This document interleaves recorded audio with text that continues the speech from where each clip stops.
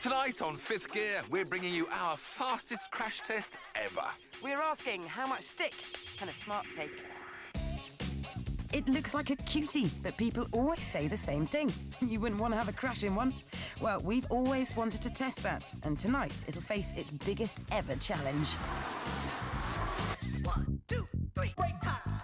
In spite of its size, the Smart has done quite well in crash tests so far.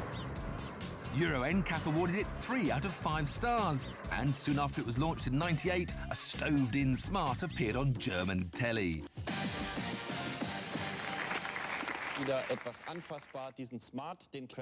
It was deemed the safest of 5 small cars tested at 40 miles an hour into a deformable barrier. Last year, insurance companies Decra and Winterthur upped the ante and fired a Smart into another car. The green Fiat Seicento's roof sickeningly creased under the strain, severely reducing the survival area. The orange Smart stayed intact, and its passengers would have sustained just minor injuries. But what if the Smart hit a big car? Well, German car magazine Auto, Motor und Sport moved things on again and launched the Smart into a Mercedes S-Class. With both cars doing 30 miles an hour, the Smart punched a hole in the murk before bouncing away. Although landing on its side would have hindered a rescue attempt, the Smart was still pretty much in one piece.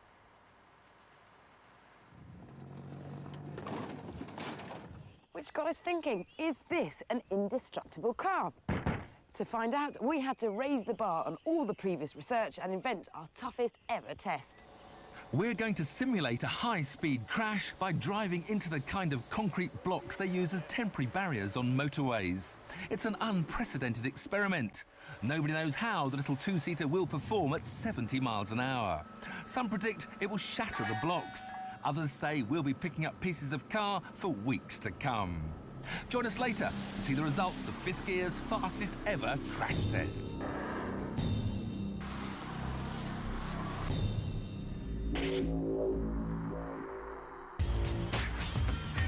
We're finding out how tough Smart cars are.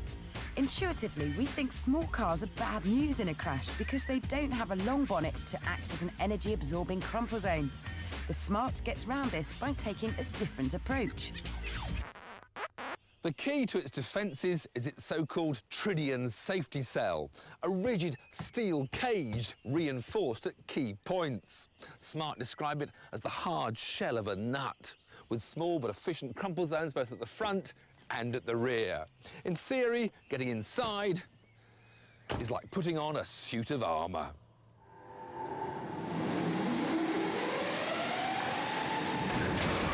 Even when it hits something more than twice as heavy, the bit where you sit is remarkably unaffected.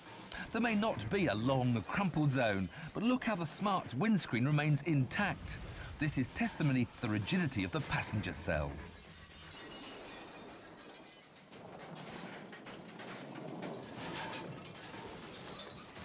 The downside of the shell's rigidity is that there's a greater potential for the crash forces to be transmitted through to the passengers.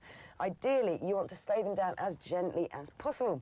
So you get seatbelt tensioners that stop you lurching forward violently, and they're fitted with force limiters that give you a bit of slack before they dig into your chest. The car's also fitted with a driver airbag, a passenger airbag, and a steering column that will retract out of the way in a crash to give you more room to slow down. That's the theory, but no one knows how the car will behave when it's crashed at 70 miles an hour, which is where we come in. We've enlisted the help of engineering guru Dr. James Brighton. His team have converted a Smart so that the brakes, steering and throttle can be operated via remote control. Dr. Kim Blackburn will guide the Smart from a chase car straight into 20 tonnes of concrete block. It'll be similar to losing control at 70 miles an hour and spearing off into the temporary barriers on a motorway. Surely now the Smart has met its match. Kim to James, 10 seconds. 10, 20, 30, 5, give me space, thank you. 40, 5.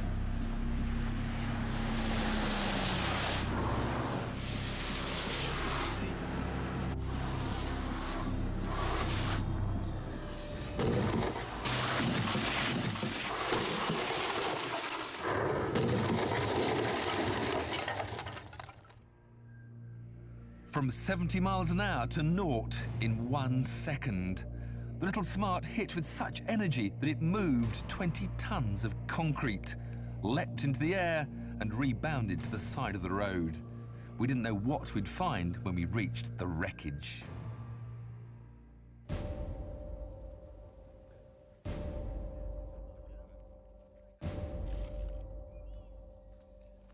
The steel cage has certainly done its job really well.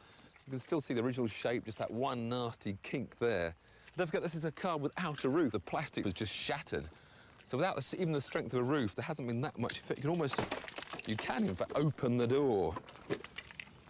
Bits fly out. And it's only really when you come around the front you do see that massive impact. Around the other side, though, it still looks remarkably like a Smart car. You can see the full shape of the door. Indeed, the door not only opens normally, it closes again. So that does show how well that cage has worked on this impact. We were staggered at how well the Smart seemed to have stood up to our high-speed collision, but couldn't help wondering how a conventional small car would have performed in a similar test. So we found out. Another remote-controlled 3-star NCAP car, 70 miles an hour into concrete blocks.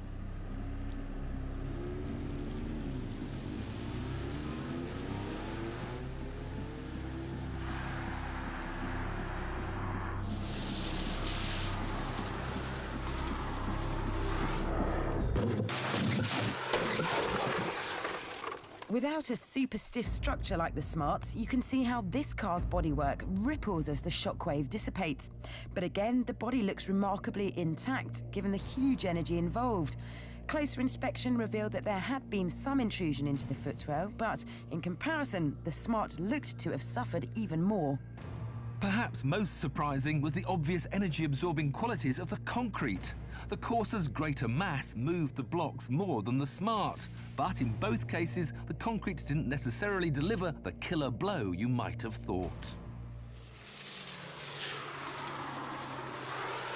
But here's the rub. The cars may have stood up to the severity of the crash surprisingly well, but the humans inside wouldn't. No matter what you drive, rapidly decelerating from higher speeds is something your internal organs simply cannot cope with. The chilling truth is, the people inside both cars would have been very unlikely to have survived. So, how much stick can a Smart take? A lot. But that can't be said for its passengers.